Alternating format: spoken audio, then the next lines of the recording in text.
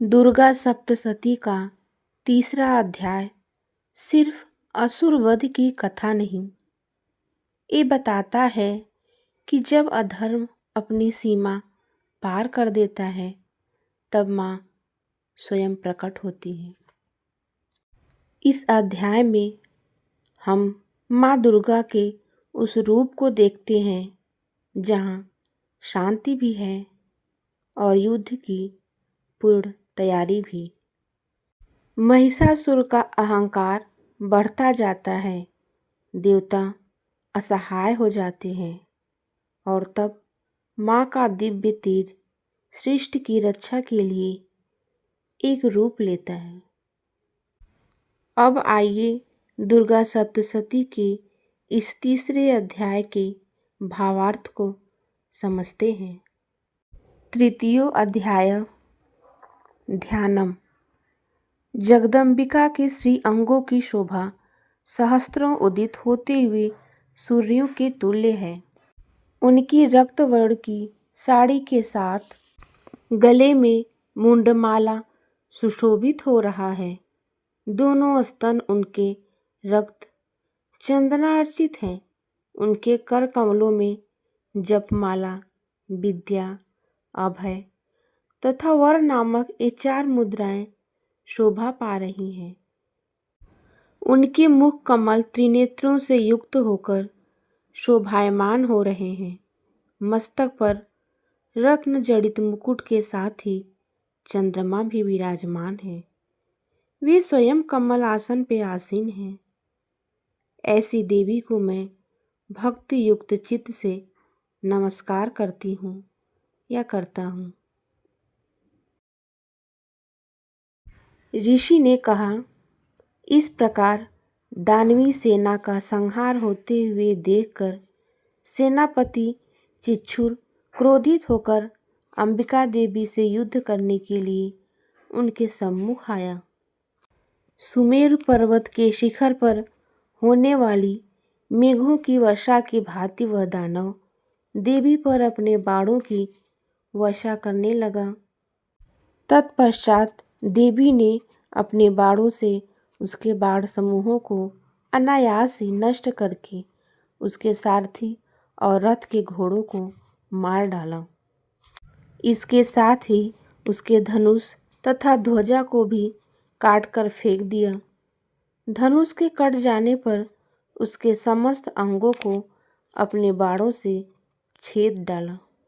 अपने धनुष, रथ, घोड़े और सारथी के नष्ट हो जाने से वह दानव अपने तलवार और ढाल को लेकर देवी की ओर झपटा। उसने तेज धार वाली तलवार से सिंह के मस्तक पर आघात करके देवी की बाईं भुजा में अत्यंत वेग से प्रहार किया। राजन, देवी की बाह के स्पर्श से वह तलवार भग्न हो गई। अपना प्रहार निष्फल होते देखकर उस राक्षस ने क्रोध से रक्त नेत्र करके हाथों में शूल उठाया। तब उस महादानव ने देवी भद्रकाली के ऊपर अपना शूल चलाया। वह आकाश मंडल से गिरते हुए सूर्यमंडल के समान अपने तेज से देदीप्यमान हो गया। बड़े वेग से उस शूल को अपनी ओर आते देखकर प्रत्युत्तर में देवी ने भी अपना शूल चलाया। देवी के शूल के प्रहार से दानव शूल के सैकड़ों खंड हो गए। साथ ही उस शूल के द्वारा महाबली सेनापति चिच्छुर का प्राणांत हो गया। महिषासुर के महावीर सेना नायक चिच्छुर के वध के उपरांत देवताओं का पीड़क चामर नामक राक्षस हाथी पर सवार होकर लड़ने के लिए आया। उसने आते ही देवी पर शक्ति का आघात किया, परंतु जगदम्बिका ने उसे केवल हुंकार मात्र से ही घायल एवं क्षण भर में भूमि पर सुला दिया। अपनी खंडित शक्ति को देखकर चामर परम कुपित हुआ। क्रोध में भरकर उसने शूल का वार किया, किंतु देवी ने उस शूल को अपने बाणों द्वारा काट गिराया। इतने में अवसर पाकर देवी का सिंह हाथी के मस्तक पर उछल पड़ा और दानव के साथ बाहु युद्ध करने को आतुर हुआ। वे दोनों लड़ते लड़ते हाथी से भूमि पर उतर आए और अत्यंत क्रोधित होकर परस्पर प्रचंड प्रहार करते हुए लड़ने लगे। तत्पश्चात देवी का सिंह आकाश की ओर प्रबल वेग से उछल पड़ा और गिरते समय अपने पैने पंजों के प्रहार से चामर का सिर धड़ से अलग कर दिया। इसी प्रकार उदग्र दैत्य पत्थरों और वृक्षों की चोट खाकर रणस्थल में देवी के हाथों मारा गया और करार राक्षस भी दांतों, घूंसों एवं थप्पड़ों की मार से भूमि पर गिर पड़ा। गदा के प्रहार से देवी ने उद्यत नामक राक्षस को चकनाचूर कर दिया। भिंदीपाल से बाष्कल एवं बाड़ों से ताम्र तथा अंधक को यमराज के घर भेज दिया। त्रिनयना परमेश्वरी ने अपने त्रिशूल से उग्रास्य, उग्रवीर्य तथा महाहनु नामक दानव को मार गिराया। बिडाल दैत्य के मस्तक को तलवार के आघात से मुंडहीन कर दिया। दुर्धर और दुर्मुख नामक दोनों राक्षसों को अपने बाड़ों से बींधकर यमालय में भेज दिया।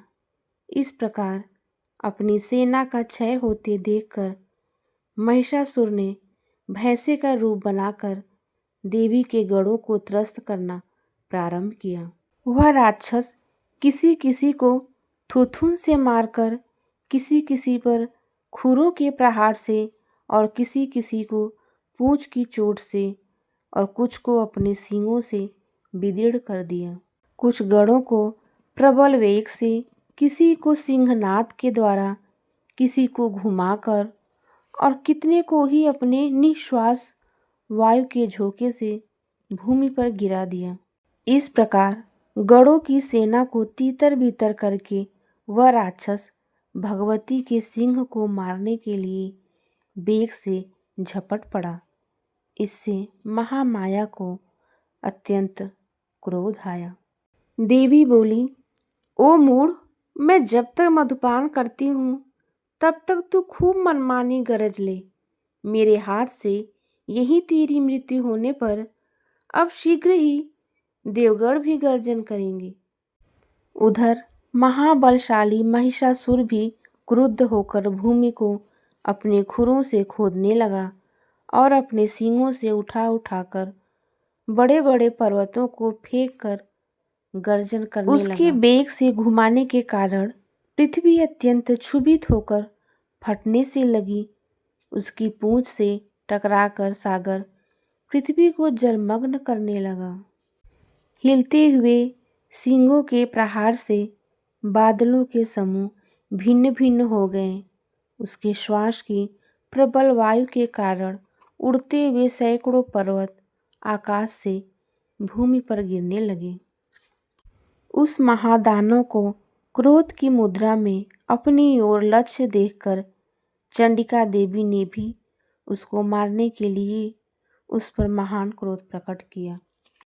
सर्वप्रथम देवी ने अपने पाश फेंककर उस महाबली असुर को बांध लिया। अपने को उस महारणस्थल में बंध जाने पर उस राक्षस राज ने भी अपने बनावटी महिष स्वरूप का परित्याग कर दिया। तुरंत ही वह दैत्य मायावी सिंह के रूप में देवी के सामने आ गया। ऐसी स्थिति में जैसे ही अंबिका ने उसका सिर छेदन करना चाहा, त्यों ही वह राक्षस खड्गधारी पुरुष भेष में दिखाई पड़ने लगा। देवी ने तत्काल ही बाण वृष्टि करके ढाल और तलवार के सहित उस महिषासुर को बेध दिया। तब वह मायावी राक्षस गजराज के रूप में परिवर्तित हो गया। गजराज के वेश में वह राक्षस अपनी सूंड से देवी के विशाल सिंह को खींचने और गरजने लगा। खींचने का प्रयास करते ही देवी ने अपनी तलवार से उसकी सूंड काट ली। तदंतर उस महादानव ने पुनः अपने पहले वाले भैंसे के रूप को ग्रहण कर लिया और पहले की ही तरह चराचर प्राणियों सहित त्रैलोक्य को आतंकित करने लगा। तत्पश्चात जगत जननी चंडिका भवानी बारंबार उत्तम मधुपान करते हुए आंखें लाल करके हंसने लगी।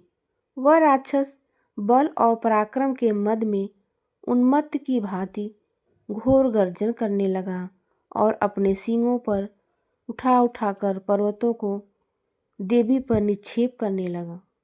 उस समय उसके चलाए हुए पर्वतों को देवी अपने बाणों से विचूर करते हुए बोली। मधु के मद से बोलते समय उनका मुख लाल हो रहा था और जीवा लड़खड़ा रही थी। ऋषि ने कहा, ऐसा कहकर देवी उछलकर उस दैत्य पर चढ़ बैठी। अपने पैरों से उसे दबोचकर देवी ने शूल से उसके कंठस्थल में प्रहार किया। दबाव के शिकंजे में जकड़ा होने पर भी महिषासुर अपने मुख से दूसरे रूप में बाहर होने लगा। अभी वह शरीर के अर्ध भाग से ही बाहर निकल सका था कि देवी ने अपने बल से उसे रोक दिया। वह दैत्य अर्ध निर्गता अवस्था में ही देवी के साथ युद्ध में लग गया। तब देवी ने बहुत बड़ी तलवार से उसके मस्तक पर छेदन कर दिया। महिषासुर के मरते ही उसकी बची खुची सेना हाहाकार करती हुई भाग खड़ी हुई तथा समस्त देव अत्यंत आनंदित हुए। देवताओं ने दिव्य महर्षियों के साथ मिलकर भगवती दुर्गा की स्तुति की। गंधर्वराज आनंदित होकर गान करने लगे तथा अप्सराएं भी नाचने लगी।